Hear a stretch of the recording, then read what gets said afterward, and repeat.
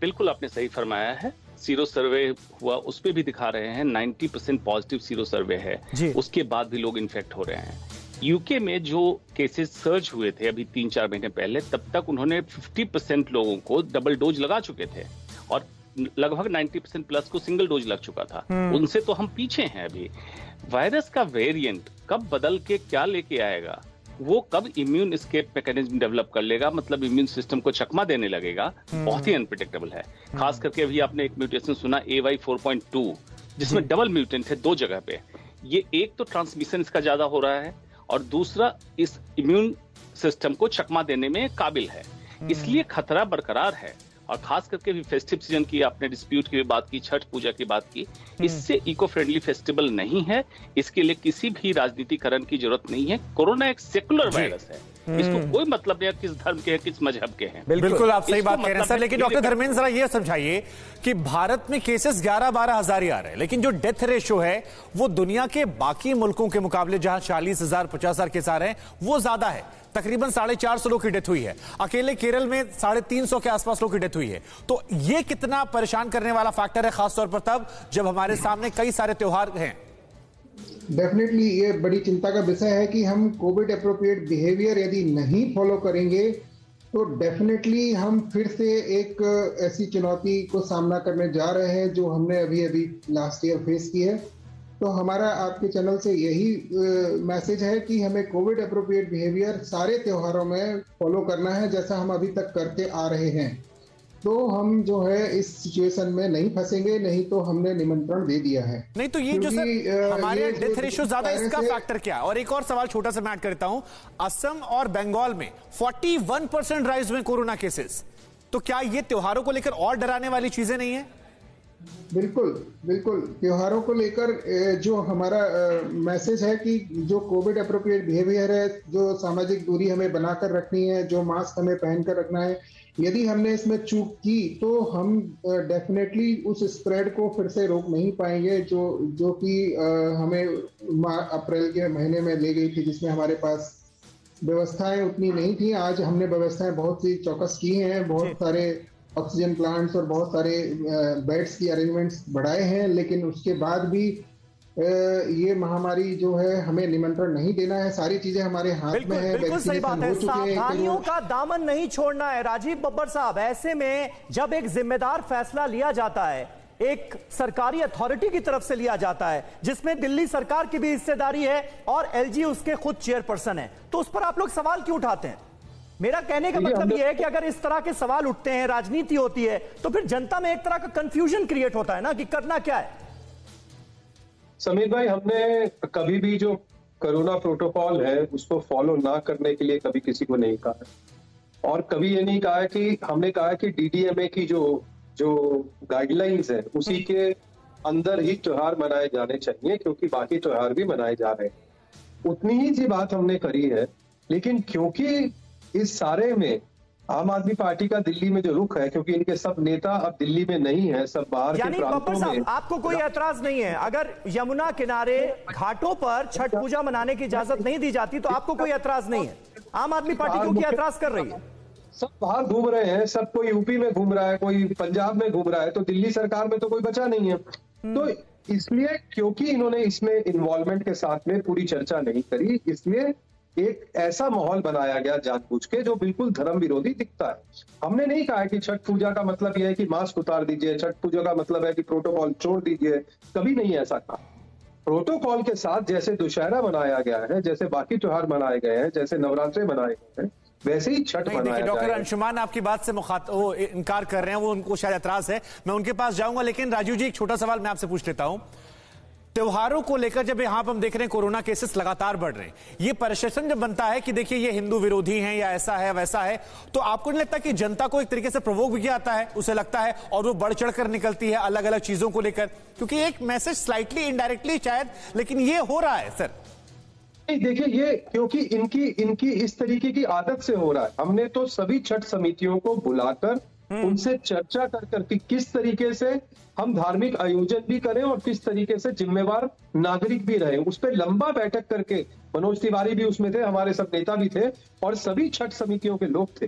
तो हमने कभी ऐसा नहीं कहा है कि आप कोरोना प्रोटोकॉल को फेंक दीजिए। ठीक है, और धर्म, ठीक है, एक मिनट राजीव बब्बर साहब, लेकिन संजीव झा, अभी जिम्मेदारी का जिक्र हुआ, तो जिम्मेदारी तो आपके बयानों में भी नजर नहीं है। आपने ये कहा कि डीडीएमए का फैसला चाहे जो हो, लेकिन लोग तैयारी कर चुके हैं, लोग तो निकलेंगे, यमुना के घाटों पर पूजा होगी।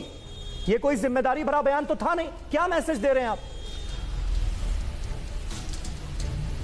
शमीर जी, आपने कहा कि कोरोना प्रोटोकॉल का फॉलो कैसे होगा। मेरी भी चिंता वही है। यमुना घाट पे स्पेस बहुत ज्यादा है, तो लोग वो प्रोटोकॉल को फॉलो करते हुए पूजा कर पाएंगे। मेरी भी चिंता तो यही है ना कि अगर यमुना किनारे पूजा नहीं होगा तो छोटे छोटे घाटों पे भीड़ बढ़ जाएगी। भीड़ बढ़ जाएगी तो फिर कोरोना प्रोटोकॉल का फॉलो नहीं कर पाएंगे। आप एक चुने हुए प्रतिनिधि हैं संजीव जी, अगर डीडीएमए की तरफ से कोई फैसला लिया गया है तो आपको तो लोगों को और जागरूक करना चाहिए। आप उल्टा काम कर रहे हैं। नहीं, मैं कहता हूं समीर जी, फैसला गलत है। आप समझिए एक बात को कि डीडीएमए ने गलत फैसला लिया है। यमुना किनारे पूजा होने से यमुना नदी को कोई नुकसान नहीं हुआ, यमुना नदी की साफ सफाई होगी, और उल्टा यमुना नदी की स्पेस बहुत ज्यादा होता है तो वहां उस प्रोटोकॉल से लोग पूजा कर पाएंगे। तभी हमने कहा कि डीडीएमए का फैसला ये गलत है, एलजी साहब को रिव्यू करना चाहिए। अब एक बात बताइए, हालांकि मुझे पता चला मनोज तिवारी जी यार, तो मैं उनसे सवाल पूछता, राजीव बब्बर जी पूर्वांचल से नहीं आते हैं, वो नहीं समझ पाएंगे छठ पूजा की महिमा क्या है और छठ पूजा किस तरह से मनाया जाता है। एक बात ये कहते, एक तो पार्लियामेंट में बिल ले आकर ये कहते हैं कि सरकार का मतलब एलजी है, दूसरी तरफ जब जो काम एलजी को करना है वो उसके लिए चिट्ठी लिखते हैं अरविंद केजरीवाल दिल्ली के सीएम को।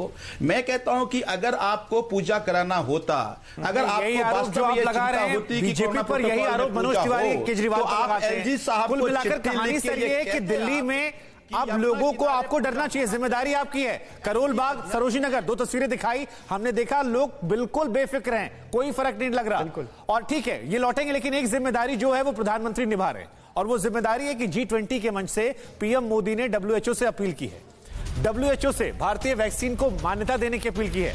और पीएम ने यह भी कहा कि देखिए, वन अर्थ वन हेल्थ का मंत्र जो है ये हम दे रहे हैं कोरोना खिलाफ जंग में। भारत ने पूरी दुनिया को मदद पहुंचाई है। 1 बिलियन भारतीयों को अपनी जिम्मेदारी समझते हुए हमने वैक्सीन लगाई, और अगले साल तक यह भी कहा है कि 5 बिलियन हम करेंगे उसका प्रोडक्शन, दुनिया भर को हम वैक्सीन देंगे, दुनिया को वैक्सीन देंगे। भारत अपनी जिम्मेदारी से नहीं हटेगा। लेकिन WHO से भी कहा कि देखिए, आप अलग अलग देशों की जो वैक्सीन है, अब वक्त आ गया है कि उन्हें मान्यता दीजिए, ताकि ग्लोबली लोगों का आना जाना शुरू हो, जिससे आपका इन्वेस्टमेंट भी बढ़े और लोगों की, देशों की इकोनॉमी पर बहुत गहरा असर ना पड़े। इसलिए जो भी देश है जिन्होंने वैक्सीन बनाई है, उनके वैक्सीन को आप मान्यता दे दें। तो डॉक्टर अंशुमान हमारे साथ हैं। डॉक्टर अंशुमान, ये जो बात प्रधानमंत्री ने कही, इससे कितना इत्तेफाक रखते हैं आप कि वैक्सीन को मान्यता दी जाए ताकि इकोनॉमी भी चलती रहे, और भारत वन अर्थ और सबको लेकर चल रहा है, सारे देशों को एक साथ लेकर चल रहा है, बड़ा मुल्क है, जिम्मेदारी निभा रहा है।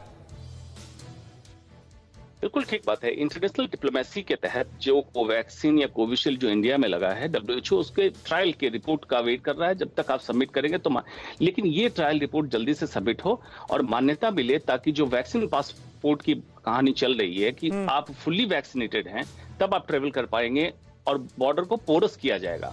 उसमें एक्सचेंज प्रोग्राम बहुत सारे होते हैं, मेडिकल, नॉन मेडिकल, बहुत सारे बिजनेसेस इन्वॉल्व हैं। इसको ट्रैक पे लाने के लिए तरीका यही होगा, और ये बिल्कुल सही कदम है इंटरनेशनल डिप्लोमेसी के तहत, इसमें कोई दो मत नहीं है। बिल्कुल कोई दो मत नहीं है। और प्रधानमंत्री नरेंद्र मोदी ने इस बात पर जोर दिया है कि अब और वक्त नहीं लगना चाहिए। WHO जल्द से जल्द मान्यता दे भारत की बनी हुई कोवैक्सीन को भी। वन अर्थ वन हेल्थ का उन्होंने नारा दिया है और कहा है कि वर्ल्ड की फार्मेसी के तौर पर इंडिया ने काम किया है। कोरोना काल में बड़ा योगदान रहा है इंडिया का, इसलिए इस मामले में तेजी आनी चाहिए। कोवैक्सीन को जल्दी से जल्दी मंजूरी दी जानी चाहिए। बहुत बहुत शुक्रिया आप सभी का हमारे साथ इस बातचीत में जुड़ने के लिए, इस चर्चा का हिस्सा बनने के लिए। वक्त एक छोटे से ब्रेक का हो गया। One EdTech company, 1500 plus JEE advanced rankers, a first in India. Vedantu, the best way to learn. They've come from the future to change the way we drive.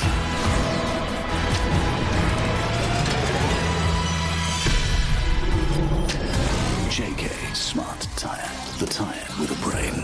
The future of driving is here. ये same piece है ना? Yes ma'am. हमने ये चेन्नई में लिया, लेकिन मुंबई में gold का रेट डिफरेंट होता है, लेकिन मलबार में नहीं। क्योंकि मलबार दे रहा है 1 बेस्ट रेट फॉर गोल्ड पूरे इंडिया में। चेन्नई हो या Mumbai, 1 India 1 gold rate. Quality में no compromise, 100% BIS hallmark gold और रिस्पांसिबली सोर्स्ड। वैसे ये हार आप पे बहुत अच्छा लगेगा। एक्चुअली मेरी बहू के लिए है, सेम पीस चाहिए था। I like it. 1 India 1 gold rate. ये है Malabar promise. Now with TVS built to order, you can customize the track weapon your way. Choose your preferred performance kit options to attack corners the way you want. The TVS Apache RR310, now built to order, crafted for you, crafted to be unique.